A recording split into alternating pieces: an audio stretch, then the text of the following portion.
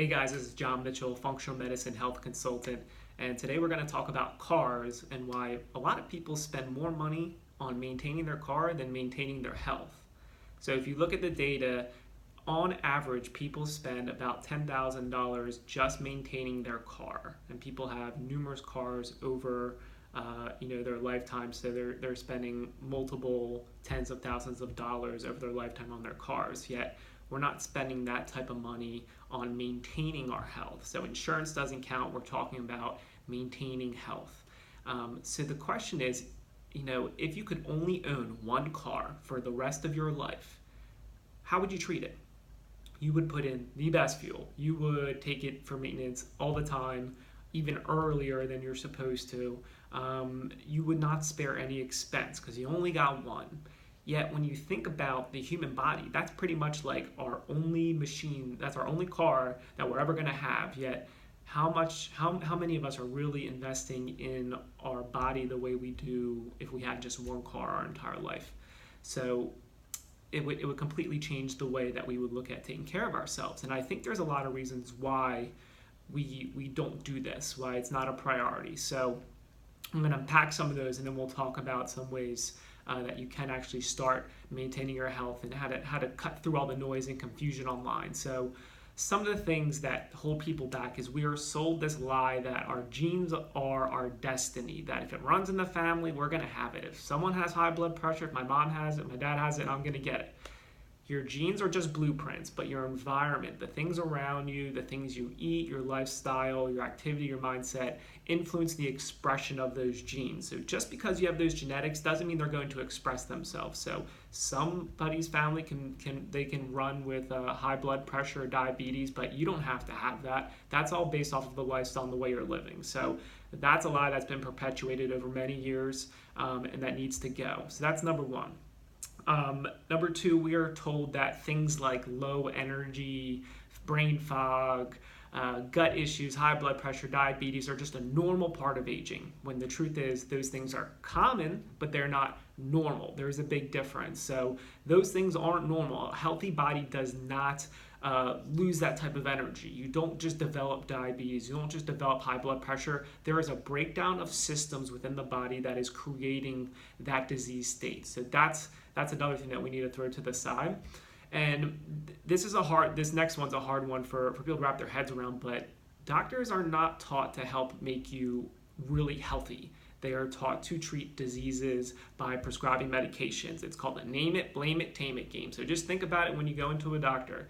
They want to put a name to what's going on inside your body in the form of a diagnosis: high blood pressure, diabetes, acid reflux. They're going to blame it for the way that you're feeling, and then they're going to tame it with a prescription medication. High blood pressure, take a high blood pressure medication. Diabetes, take a diabetic medication. This is how it works with chronic diseases. It's very little about helping you overcome those things, and very much more about just treating symptoms with prescriptions. And you don't even have to take my word for it. All you have to do is just look at the statistics. In 1997, there were 2.5 billion prescriptions written. In 2016, there were over double that. There was like 4.7. So the statistics show that we are just prescription happy. That is the mentality. That is the paradigm that current mainstream medicine is operating under for a whole host of reasons. I don't blame doctors for it, but that is how it's working. So that's not their focus is not on getting you having a positive vitality. It's on just maintaining it's slowing down the progression of disease. And that's not what I'm interested in. I know for many people that's totally fine if that's how you want to go. But for me, I want to live a life full of energy, full of vitality, and I want to elongate as much as possible my well-being. I don't want to just live longer. I want to live better. And you can do that. That's the thing we need to understand, is that it's totally possible. Despite what you're being told, a lot of these things can be resolved if you work within the right framework. So this is where it kind of gets a little confusing though, because on the internet there's all these different articles and blogs and podcasts about these different diets and supplements that you should take. There's the ketogenic diet, paleo, veganism, intermittent fasting, celery juice. I mean, you just name it. And this stuff kind of comes and goes. There's always different marketing for different things. There's something new on the block. And the question is always like, well, what's best for me? Like, should I do paleo? Like, my neighbor's doing it and they look like they're doing great. Should I do keto? Like, I've seen someone lose 40 pounds online. Like, maybe that's what I should do. And the truth is, everybody is different. Everybody has a unique upbringing, lifestyle, genetics, environment that influences the way that they feel and the things that they need to get healthy, the different nutrients that they need. So you can't judge what you need based off of somebody else. If there was one diet that worked for everyone, we would all be healthy with six-pack abs. So that needs to be thrown out the window. So there's a few things that I think a few tips on how to get back control of your health. First thing is that you need to start investing in it. And here's how you know. What do you spend your money on? Just look at your expenditures. Are you spending any of that money? Like what you spend tells me what your priorities are. So if you're not spending money on healthy food, on going to the gym, on hiring someone to help you get control of your health conditions, then that tells me that that's not your priority, which is fine. But we need to be honest about that. So that needs to be a priority.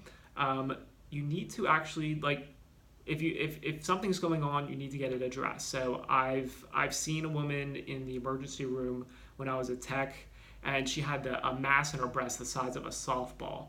And the reason why she didn't tell anyone until that point was she felt bad. She didn't want anyone to worry. Well, now they're really worrying.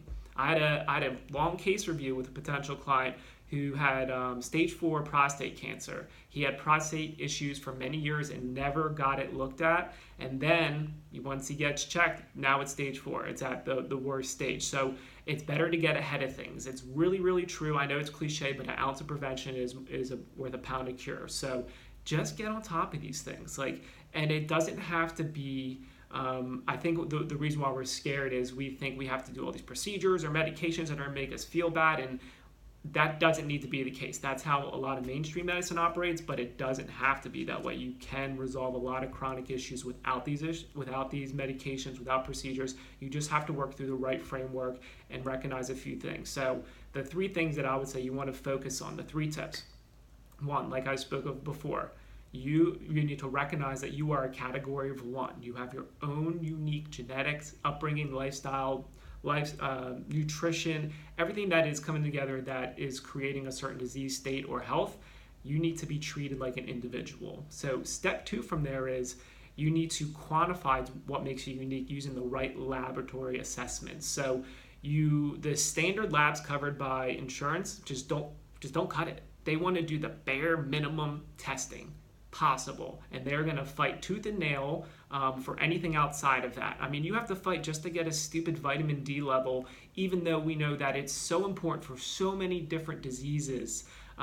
So this is why I don't have any trust in the health insurance industry, because it always comes down to profit for them and maintaining those profit margins. So you have to get the right tests that quantify what's going on in your body. So looking at a comprehensive profile that looks at your vitamins, your minerals, your amino acids, your fatty acids, your any heavy metal exposure, because these are the things that govern how your body functions at a basic level. You have to look at the basic building blocks of the body that influence the neurotransmitters that are going on in your brain and will cause some mental disease. You have to look at the vitamins and minerals that affect healthy digestion. Those things are going to influence your health. And if you don't know where your status is, then no one can tell you what type of diet you need, what foods you should avoid, and what foods you should be eating more of. Same thing with supplements. You shouldn't supplement without testing to make sure that you actually need those things. You don't want to just you don't want to just guess. You want to test first.